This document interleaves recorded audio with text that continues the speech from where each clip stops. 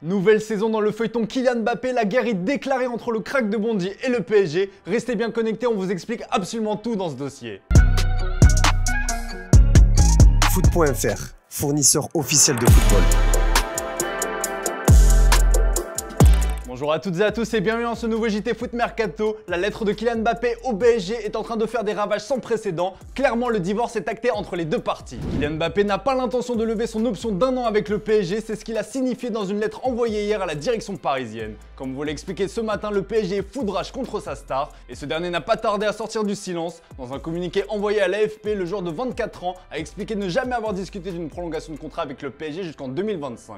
Et surtout, il a tenu à confirmer que cette lettre n'était pas une demande de départ pour cet été. Mbappé et les siens regrettent que la réception de ce courrier ait été diffusée aux médias et que ces échanges soient rendus publics dans le seul but de nuire à leur image et au bon déroulement des discussions avec le club, peut-on lire. A noter que cette lettre a été rédigée le 15 juillet 2022, soit seulement quelques semaines après sa prolongation avec le PSG, comme le révèle The Times. A l'époque, le Français semblait déjà regretter sa décision, mais le clan Mbappé n'a décidé de dégainer cette arme que maintenant. Clairement, la guerre est déclarée entre le PSG et Kylian Mbappé et dans les deux camps, aucun cadeau ne sera fait. Un départ ou une prolongation, voilà ce que compte faire le PSG avec sa star. Comme le révèle le New York Times, les dirigeants des Rouges et Bleus exigeraient un prix bien supérieur à 185 millions d'euros pour laisser partir l'attaquant français.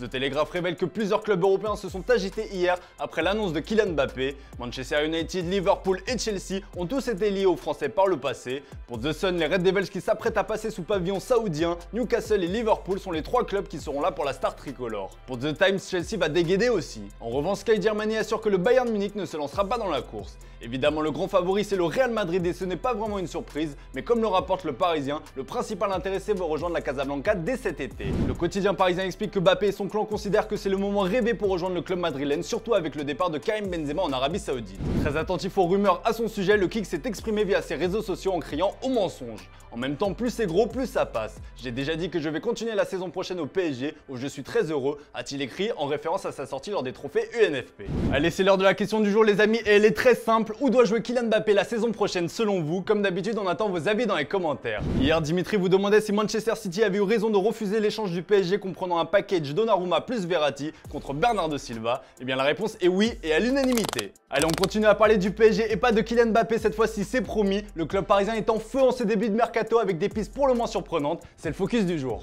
Le mercato est déjà bien chaud dans la capitale. Les dossiers Ugarte et Asensio bouclés, le PSG pense déjà à la suite. Et ce sont des pistes pour le moins inattendues pour le club de la capitale. Dans la nuit, différents médias espagnols comme Marca et Relevo ont évoqué un intérêt plus que prononcé pour Kang In Lee, le petit prodige coréen de Majorque. Et selon nos infos, son arrivée est en très bonne voie. Le PSG a formulé une offre de 15 millions d'euros pour le joueur de 22 ans et cette proposition est en passe d'être acceptée par la direction du club. De son côté, le joueur coréen s'est déjà mis d'accord sur son futur contrat avec le club francilien.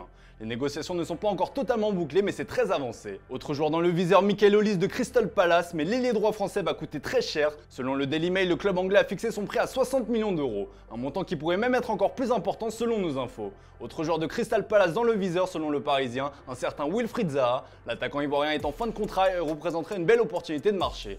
Son profil est apprécié par Luis Campos depuis plusieurs années. La concurrence sera toutefois très rude dans ce dossier, puisque le joueur de 30 ans dispose aussi d'une offre colossale en provenance d'Arabie Saoudite. Enfin, dernière piste, le jeune milieu de terrain Cher N'Dour qui sera en fin de contrat avec le SL Benfica. D'après plusieurs médias dont RMC, le jeune de 18 ans a déjà dit oui au club français. Mais dans tout ça, quid de l'entraîneur? Et oui, pour le moment, le départ de Christophe Galtier n'a toujours pas été officialisé. Julian Nagelsmann est la priorité, mais toujours pas d'accord. Mais selon nos infos, le plan B a déjà été sécurisé. Nous pouvons vous affirmer que Thiago Motta a déjà rencontré l'émir du Qatar et Nasser Al-Khelaifi. Un accord avec le PSG a déjà été trouvé. L'ancien milieu de terrain plaît énormément à Nasser et les deux hommes entretiennent toujours d'excellentes relations, mais il ne figure pas en tête de liste en raison de son manque d'expérience. Et toujours selon nos infos, Bologne prépare déjà l'après-Motta. Bref, ça bouge déjà dans tous les sens au PSG. Et dans le reste de l'actu, Chelsea s'active pour trouver un remplaçant à Edouard Mendy. Tout va très vite dans le football, c'est bien connu et Edouard Mendy peut en témoigner. Désigné comme le héros à Chelsea lors du sacre en Ligue des Champions en 2021, le portier sénégalais vit depuis une véritable descente aux enfers. Relayé au rôle de doublure, le portier de 31 ans est clairement poussé vers la sortie. Selon nos infos, avec l'arrivée de Mauricio Pochettino sur le banc des Blues, sa situation ne devrait pas s'arranger. Un nom se dégage pour le remplacer, il s'agit d'André Onana, le portier de l'Inter Milan, qui est évolué à pas moins de 58 millions d'euros.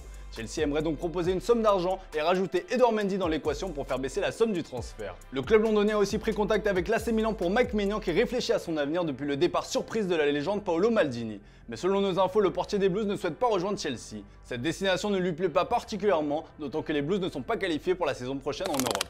Allez, on passe aux officiels du jour les amis. Ener Valencia quitte Fenerbahçe et le serial buteur a déjà trouvé son nouveau club. Après 3 ans passés à Istanbul, l'attaquant équatorien quitte Fenerbahçe sur une saison fantastique avec 33 buts en 41 matchs. En fin de contrat, le joueur de 33 ans a rejoint dans la foulée le 10e du championnat brésilien, l'Internacional SC. Et vous en avez l'habitude les amis, c'est l'heure de se quitter avec l'image du jour. Un premier sacre en Ligue des Champions, ça se fête. Et hier a eu lieu la traditionnelle parade dans les rues de Manchester pour célébrer le triplé des Sky Blues. Je laisse mater ça les amis, mais attention, ne faites pas comme Jack Grealish, l'alcool c'est avec modération. Allez, très bonne soirée à vous et à demain pour un nouveau JT sur Foot Mercato.